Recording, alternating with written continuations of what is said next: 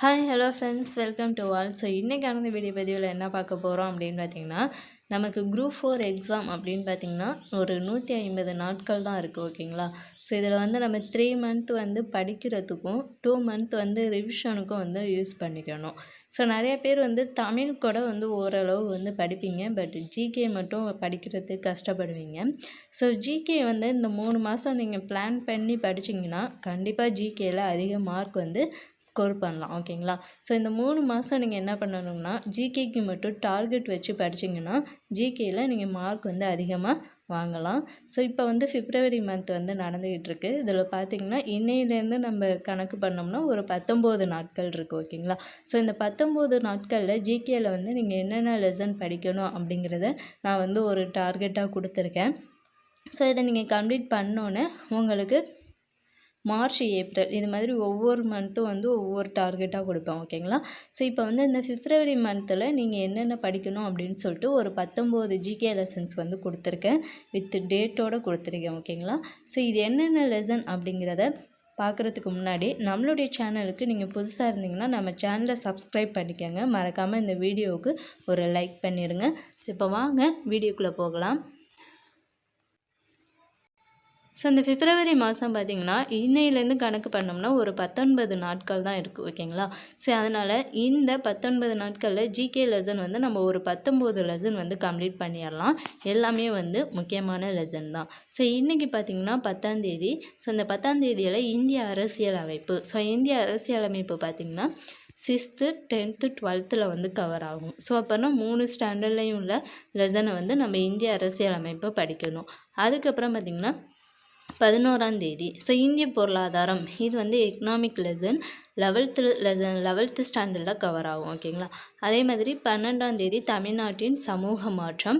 13ஆம் தேதி பார்த்திங்கன்னா இந்திய பொருளாதாரம் சுதந்திரத்திற்கு முன்னரும் பின்னரும், இதுவும் வந்து எக்கனாமிக் தான். ஸோ எக்கனாமிக் லெசன் வந்து கொஞ்சம் கஷ்டமாக தான் இருக்கும், பட் அதுதான் வந்து அதிகமான மார்க் கேட்போம் அப்படின்னு சொல்லிட்டு சிலபஸ்லேயே கொடுத்துருக்காங்க. ஸோ அதனால் வந்து எப்படியாவது எக்கனாமிக் லெசனை வந்து கம்ப்ளீட் பண்ணிடுங்க ஃபஸ்ட்டே. ஸோ 14ஆம் தேதி குப்தர்கள். ஸோ குப்தர்கள் எந்தெந்த ஸ்டாண்டர்டில் கவர் ஆகுதோ ஸோ எல்லாத்தையுமே படிச்சுக்கோங்க. 15ஆம் தேதி பார்த்திங்கன்னா தமிழ்நாட்டில் பண்டைய நகரங்கள்.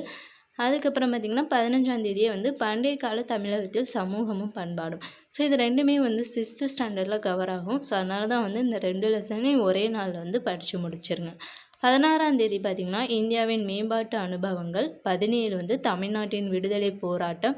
18 மத்திய அரசு. 19 பார்த்திங்கன்னா தமிழ்நாட்டில் கலையும் கட்டிடக்கலையும். 20 வந்து சிந்து நாகரிகம்.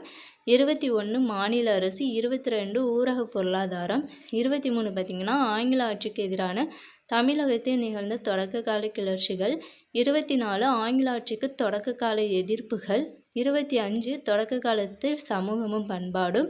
26 தமிழ்நாட்டு பொருளாதாரம். 27 வந்து அரசாங்கமும் வரிகளும். 28 காலனியத்துக்கு எதிரான இயக்கங்களும் தேசியத்தின் தோற்றமும். ஸோ இந்த பிப்ரவரி மந்த் பார்த்திங்கன்னா 28 நாட்கள் தான் இருக்கும். இந்த 28 நாட்களில் நீங்கள் என்னென்ன லெசன் படிக்கணும் அப்படின்னு சொல்லிட்டு ஒரு டார்கெட்டாக கொடுத்துருக்கேன். ஸோ இந்த லெசன்லாம் கவர் பண்ணாலே ஓரளவு ஜிகேலாம் முக்கியமான லெசன்லாம் கவர் பண்ணிடலாம்.